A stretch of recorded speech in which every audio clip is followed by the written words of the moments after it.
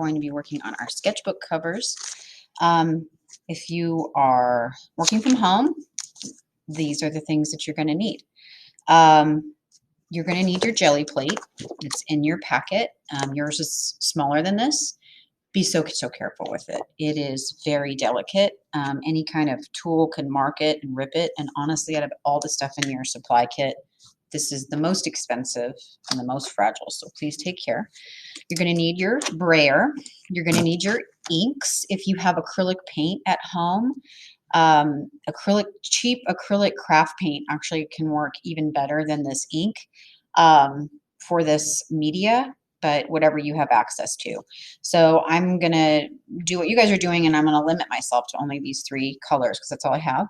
You're going to need your monoprint plate / charger to roll your ink out on. You're going to need your sketchbook cover. And the spine here isn't going to print very well because it's shiny, but that's fine. It's going to look good. You can cover it with duct tape or something later. The other thing that you want to have are some items with texture. So if you're here at school, I've got these cool brayers that I love. They're super fun. At home, just go look for random textures. I call it digging through the trash, but sometimes people take that literally, and that's not really what I want. Bubble wrap, so fun. If you have stencils, stamps, this is drawer liner, popsicle sticks. I had some cool like combs that I bought at the dollar store. Love it. Some netting, a stencil, whatever you've got laying around. If you're here at school, I got all kinds of cool stuff. Lace, these weird things. And then it's time to just have fun. Jelly printing is very experimental, so I don't really have a plan when I go into the situation. I'm just here to have fun and kind of make a mess. So I put down my placemat. So you should have one of those in your kit too, because this gets messy. And if you're wearing anything that you care about, you might want to put on an apron. I'm going to do it.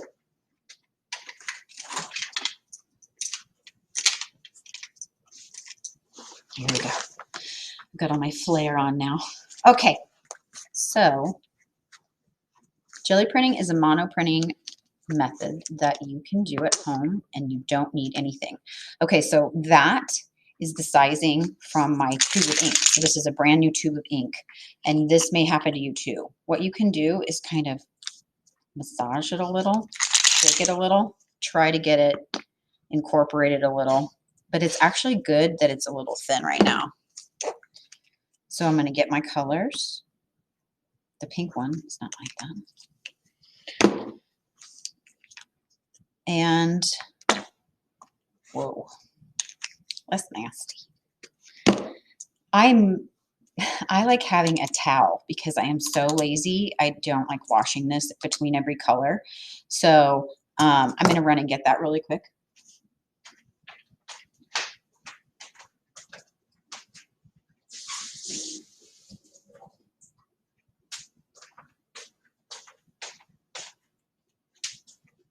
Yeah, a wet towel is a handy thing to have with this media. All right, so the brayer is designed to just grab a little bit of ink at a time. And I don't know if you can see, but I am lifting. I'm not going back and forth. I'm lifting it each time, and what that does, I'm going to cross, is it fully incorporates the ink onto the brayer. And, you know, thin coats are fine for this media. You don't need it to be super thick.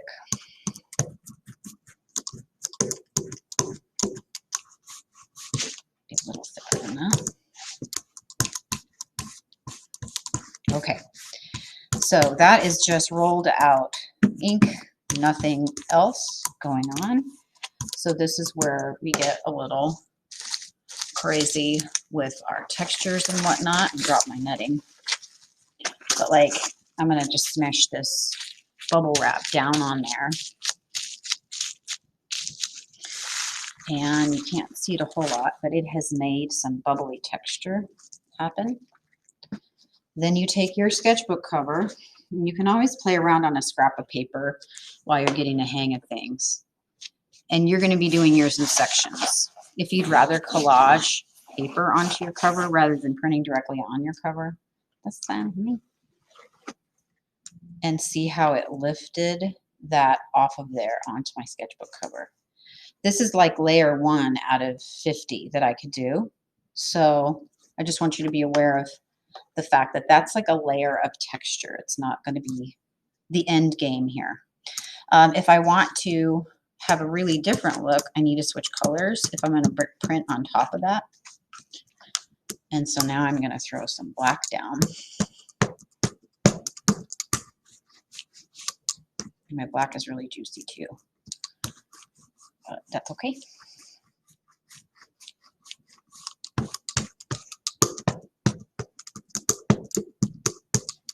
I could put down 100 different videos for jelly printing. There's so many people out there experimenting with this material and media, and it's just so much fun. I'm going to use this little bit of honeycomb stencil that I have here, and I'm going to line up my sketchbook just kind of on this bottom half here. And I'm going to press it down and rub it with some pressure. So I left that little stencil on there. So it's basically not going to pick up the jelly paint from where the stencil was blocking. I pull that off. And then who knows, like this still has cool stuff on it. So I'm going to just kind of rotate this and print it down here on this blank spot.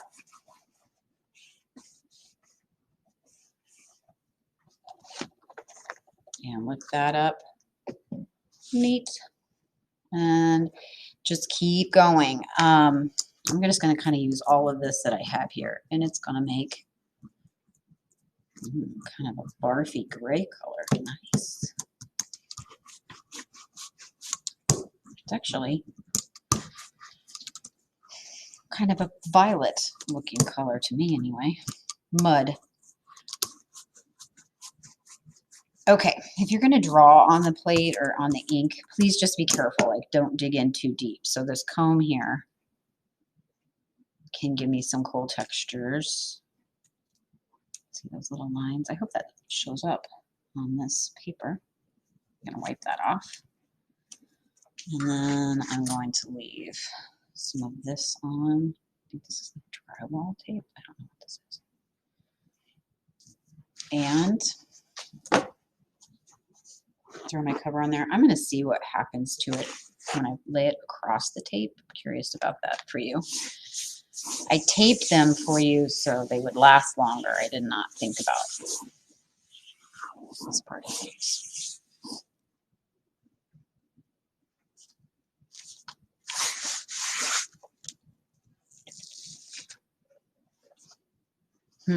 Okay. That is pretty ugly. I don't love that. I think there's too much texture on this board, and I had too much ink on my plate, I think, or like not enough. I'm not sure which. So I'm going to throw this in the trash and start over. No, that never happens in printmaking. What I made is just like the first layer. I am going to keep going with this, and I'm going to keep playing around. So I'm going to wipe off my brayer. And I'm going to wipe off my jelly plate. And I'm going to keep going. If you have a sink that you can run to and wash this off with, you know, whatever, that's fine. But the wet rag will do just fine. And I'm going to squeeze some ink just directly on my plate. I'm going to show you how to do a rainbow roll. That usually makes students go. Okay, so I'm taking the ink and I'm trying to not cross them. I'm trying to keep them parallel to each other.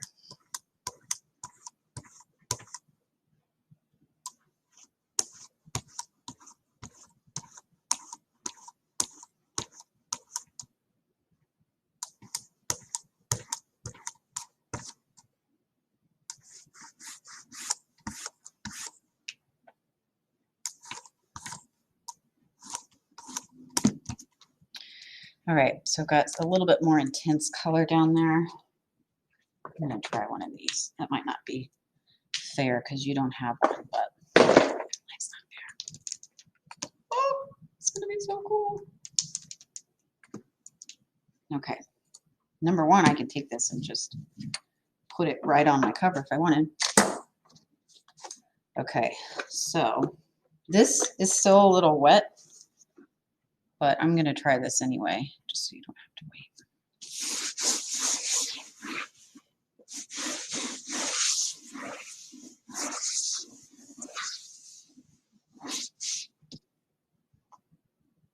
I'm getting some smudges on the inside of the cover. Who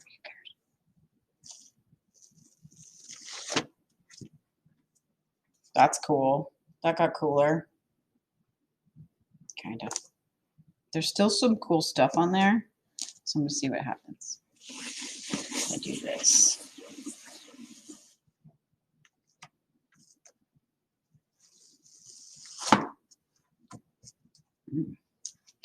All right, so what's this thing looking like?